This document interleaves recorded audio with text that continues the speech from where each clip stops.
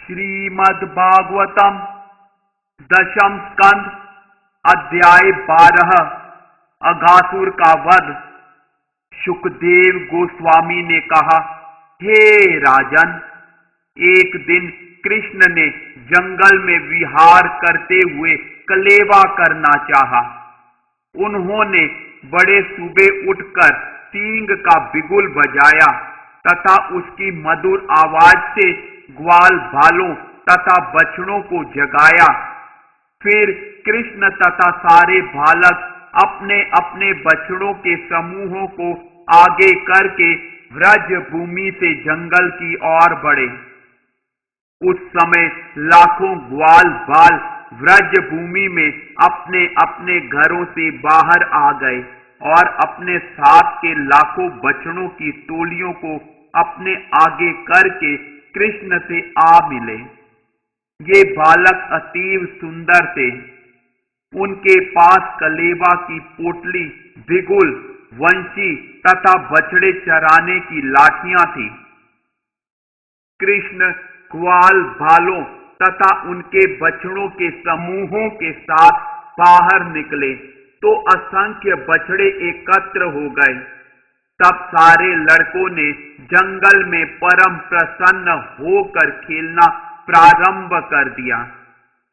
यद्यपि इन बालकों की माताओं ने पहले से इन्हें कांच, गुंजा, मोती तथा सोने के आभूषणों से सजा रखा था, किंतु फिर भी जंगल में जाकर उन्होंने फलों, हरी पत्तियों, फूलों के गुच्छों, मोर पंखों तथा घेरू से अपने को सजाया। सारे ग्वाल बाल एक दूसरे की कलेवा की पोटली चुराने लगे।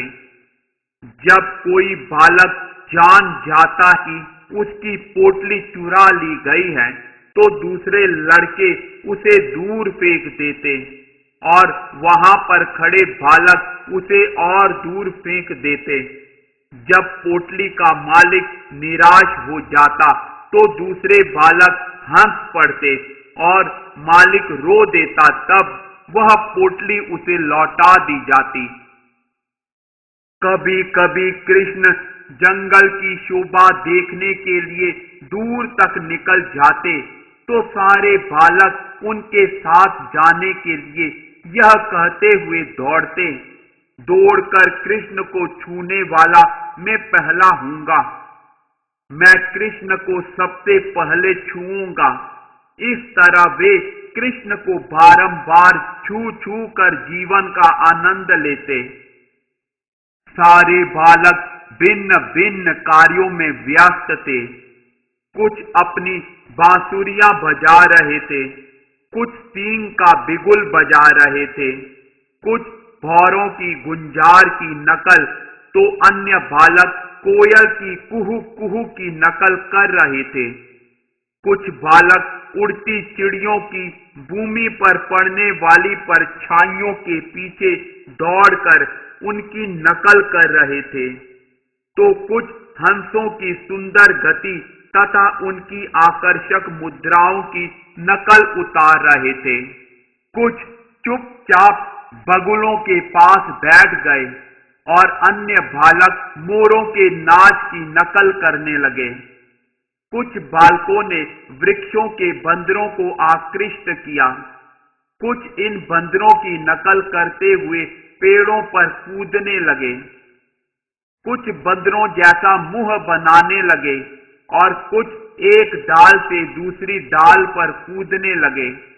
कुछ बालक झरने के पास गए और उन्होंने मेंढकों के साथ उछलते हुए नदी पार की और पानी में अपनी परछाई देखकर वे हंसने लगे। वे अपनी प्रतिध्वनि की आवाज की निंदा करते।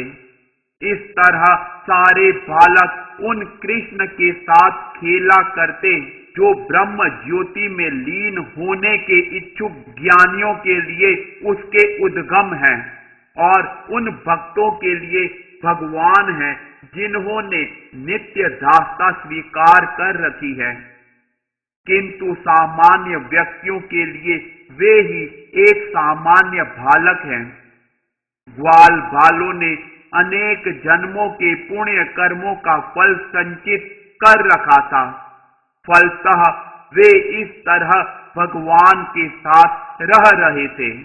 भला उनके इस महाभाग्य का वर्णन कौन कर सकता है।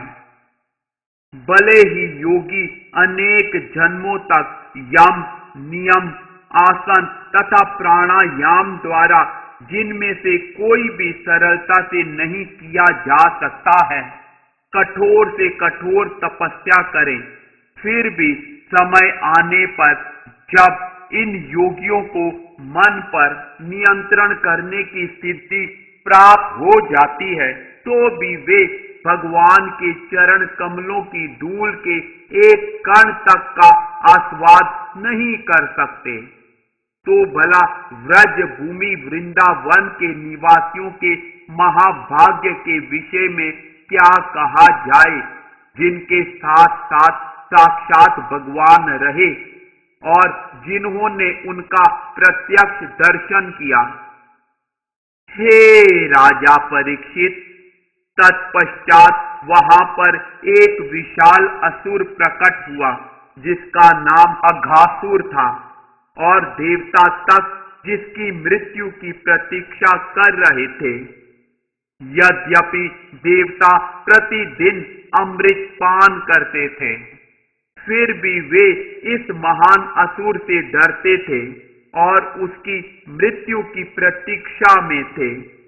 यह असुर जंगल में ग्वाल बालों द्वारा मनाए जा रहे दिव्य आनंद को सहन नहीं कर सका।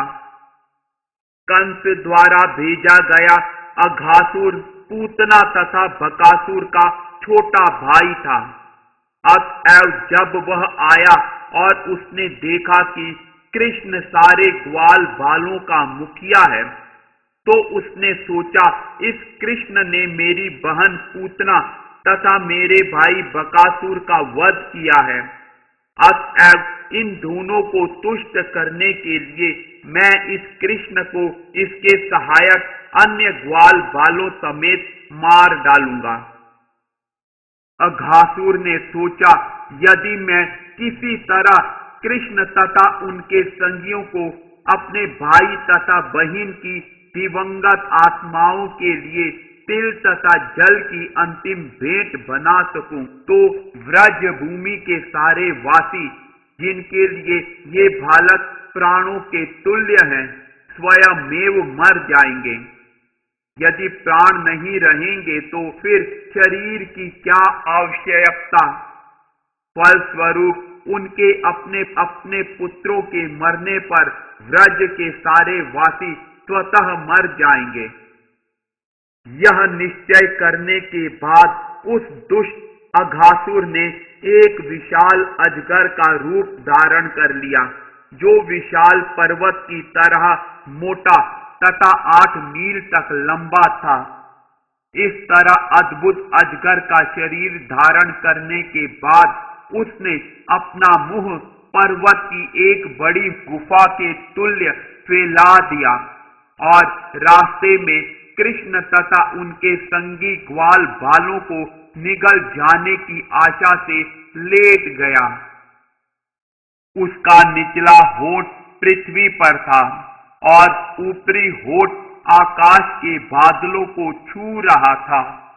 उसके मुख की बगलें पर्वत की विशाल गुफाओं के समान थी और मुख का मध्य भाग अत्यंत अंधकारमय था। उसकी जीभ चौमार्ग के तुल्य थी।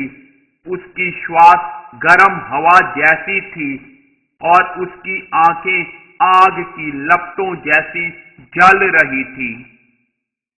इस असुर का अद्भुत रूप विशाल अजगर के समान था। इसे देखकर बालकों ने सोचा कि हो न हो यह वृंदावन का कोई रम्य स्थल है। तत्पश्चात उन्होंने कल्पना की कि यह विशाल अजगर के मुख के समान है। दूसरे शब्दों में निर्भीक बालकों ने सोचा कि विशाल अजगर रूपी यह मूर्ति उनके क्रीड़ा आनंद के लिए बनाई गई है। बालकों ने कहा, मित्रों, क्या यह मृत है या सचमुच यह जीवित अजगर है जिसने हम सबों को निगलने के लिए अपना मुंह फैला रखा है? इस संदेह को दूर करो ना। तत्पश्चात उन्होंने निश्चय किया, मित्रों, यह निश्चित रूप से हम सबों को निगल जाने के लिए यहाँ बैठा हुआ कोई पशु है। इसका ऊपरी होंठ सूर्य की धूप से रक्तिम हुए बादल की तरह है और निचला होंठ बादल की लाल लाल परछाई सा लगता है। बाएं तथा दाएं दो खड्ड जैसी पर्वत गुफाएं दिखती हैं। वे इसके गलफड़े हैं और पर्वत की ऊंची चोटियां इसके दांत हैं। इस पशु की जीभ की लंबाई चौड़ाई चौमार्ग जैसी है और इसके मुख का भीतरी भाग अत्यंत अंधकारमय है, मानो पर्वत के भीतर की गुफा हो। यह अग्नि जैसी गर्म हवा उसके मुंह से निकलती हुई श्वास है, जिससे जलते हुए मांस की दुर्गंध आ रही है, क्योंकि उसने बहुत शव खा रखे हैं। तब बालकों ने कहा, क्या यह प्राणी हम लोगों को निगलने आया है? यदि वह निगलेगा तो तुरंत ही बकासुर की भांति मार डाला जाएगा। इस तरह उन्होंने बकासुर के शत्रु कृष्ण के सुंदर मुख की ओर निहारा और ताली बजाकर जोर जोर से हंसते हुए वे अजगर के मुंह में प्रविष्ट हो गए। हर व्यक्ति के हृदय में स्थित अंतर्यामी परमात्मा भगवान श्री कृष्ण ने बालकों को परस्पर नकली अजगर के विषय में बातें करते सुना। वे नहीं जानते थे कि यह वास्तव में अघासुर था, जो अजगर के रूप में प्रकट हुआ था। यह जानते हुए कृष्ण अपने मित्रों को असुर के मुख में प्रवेश करने से रोकना चाहते थे। जब तक कि कृष्ण सारे बालकों को रोकने के बारे में सोचे, तब तक वे सभी असुर के मुख में घुस गए, किंतु उस असुर ने उन्हें निगला नहीं, क्योंकि वह कृष्ण द्वारा मारे गए अपने संबंधियों के विषय में सोच रहा था और अपने मुख में कृष्ण के घुसने की प्रतीक्षा कर रहा था। कृष्ण ने देखा कि सारे ग्वाल बाल जो उन्हें ही अपना सर्वस्व मानते थे, उनके हाथ से निकलकर साक्षात मृत्यु रूपी अघासुर के उदर की अग्नि में तिनको जैसे प्रविष्ट हो जाने से असहाय हैं। कृष्ण के लिए अपने इन ग्वाल बाल मित्रों से विलग होना असह्य था। अतएव यह देखते हुए कि यह सब उनकी अंतरंगा शक्ति द्वारा नियोजित किया प्रतीत होता है, कृष्ण आश्चर्यचकित हो उठे और निश्चय न कर पाए कि क्या किया जाए। अब क्या करना होगा? इस असुर का वध और भक्तों का बचाव एक साथ दोनों को किस तरह संपन्न किया जाए? असीम शक्तिशाली होने से कृष्ण ने ऐसी बुद्धि गम्य युक्ति निकल आने तक प्रतीक्षा करने का निश्चय किया, जिसके द्वारा वे बालकों को बचाने के साथ साथ उस असुर का वध भी कर सकें। तत्पश्चात वे अघासुर के मुख में घुस गए। जब कृष्ण अघासुर के मुख में घुस गए तो बादलों के पीछे छिपे देवता गण हाय हाय करने लगे, किंतु अघासुर के मित्र यथा कंस तथा अन्य असुर गण अत्यंत हर्षित थे। जब अजेय भगवान कृष्ण ने देवताओं को बादलों के पीछे से हाय हाय पुकारते सुना तो तुरंत ही उन्होंने स्वयं तथा अपने संगी ग्वाल बालों को असुर से बचाने के लिए, जिन्हें वह चूर्ण चूर्ण कर देना चाहता था, उसके गले के भीतर अपना विस्तार कर लिया। चूंकि कृष्ण ने अपने शरीर का आकार बढ़ा दिया था, इसलिए असुर ने अपने शरीर को काफी बड़ा कर लिया। फिर भी उसकी श्वास रुक गई, उसका दम घुट गया और उसकी आंखें इधर उधर भटकने लगी तथा बाहर निकल आईं, किंतु असुर के प्राण किसी भी छेद से निकल नहीं पा रहे थे। अतः अंत में उसके सिर के ऊपरी छेद से बाहर फूट पड़े। जब उस असुर के सिर के ऊपरी छेद से सारी प्राण वायु निकल गई तो कृष्ण ने मृत बछड़ों तथा ग्वाल बालों पर अपनी दृष्टि फेर कर उन्हें फिर से जीवित कर दिया। तब मुकुंद, जो किसी को भी मुक्ति दे सकते हैं, अपने मित्रों तथा बछड़ों समेत उस असुर के मुख से बाहर आ गए। उस विराट अजगर के शरीर से सारी दिशाओं को प्रकाशित करता हुआ एक प्रकाशमान तेज निकला और आकाश में अकेले तब तक रुका रहा जब तक कृष्ण उस चौ के मुख से बाहर नहीं आ गए। तत्पश्चात सारे देवताओं ने इस तेज को कृष्ण के शरीर में प्रवेश करते देखा। तत्पश्चात हर एक के प्रसन्न होने पर देवता लोग नंदन कानन से फूल बरसाने लगे, अप्सराएं नाचने लगी और गायन के लिए प्रसिद्ध गंधर्व गण स्तुति गाने लगे, ढोलकिए दुंदुबी बजाने लगे तथा ब्राह्मण वैदिक स्तुतियां करने लगे। इस प्रकार स्वर्ग तथा पृथ्वी दोनों पर हर व्यक्ति भगवान की महिमा का गायन करते हुए अपना अपना कार्य करने लगा। जब भगवान ब्रह्मा ने अपने लोक के निकट ही ऐसा अद्भुत उत्सव होते सुना, जिसके साथ साथ संगीत, गीत तथा जय जयकार हो रहा था, तो वे तुरंत उस उत्सव को देखने चले आए। कृष्ण का ऐसा गुणगान देखकर वे अत्यंत विस्मित थे। हे राजा परीक्षित, जब अघासुर का अजगर के आकार का शरीर सूखकर विशाल चमड़ा बन गया, तो वह वृंदावन वासियों के देखने जाने के लिए अद्भुत स्थान बन गया और ऐसा बहुत समय तक बना रहा। स्वयं तथा अपने साथियों को मृत्यु से बचाने तथा अजगर रूप अघासुर को मोक्ष देने की घटना तब घटी जब कृष्ण 5 वर्ष के थे। इसका उद्घाटन व्रज भूमि में 1 वर्ष बाद हुआ, मानो यह उसी दिन की घटना हो। कृष्ण समस्त कारणों के कारण हैं।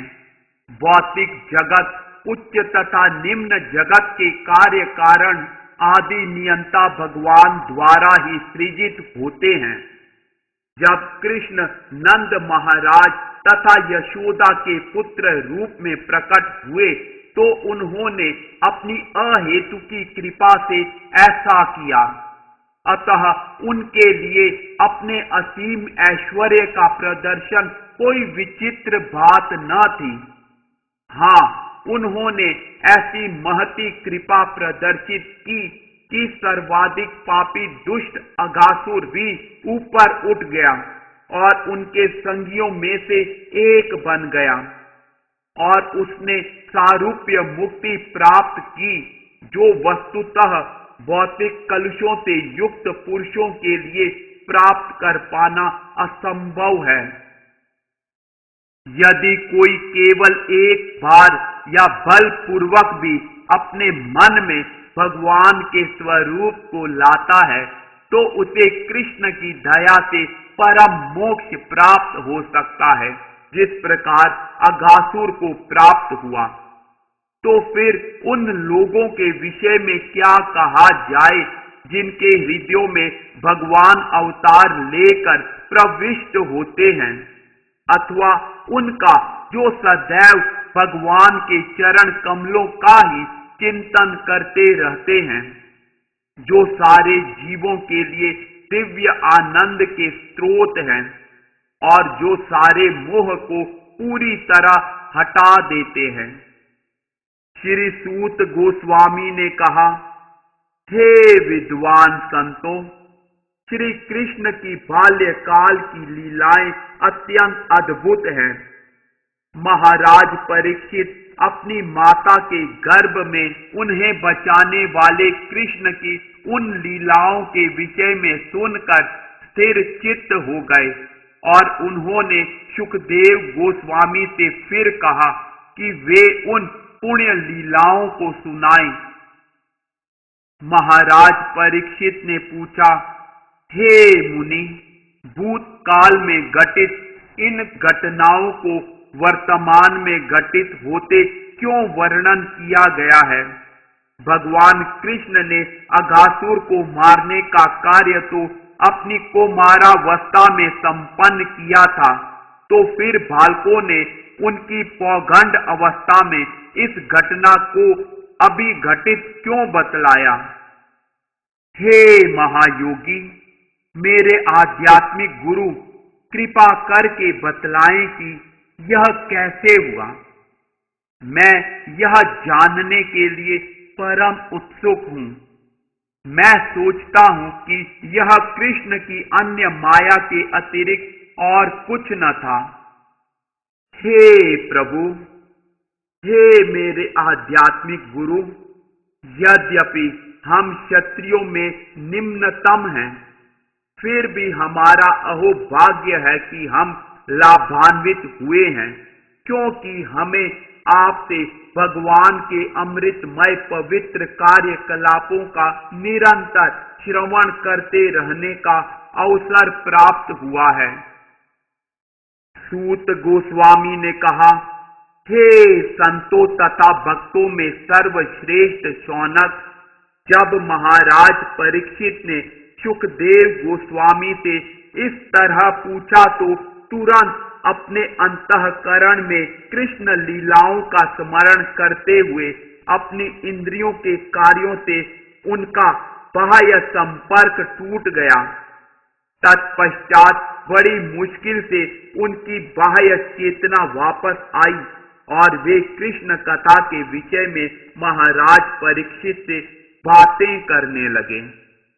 इस तरह श्रीमद् भागवत के दशम स्कंद के अंतर्गत अघासुर का वध नामक 12वें अध्याय के भक्ति वेदांत तात्पर्य पूर्ण हुए।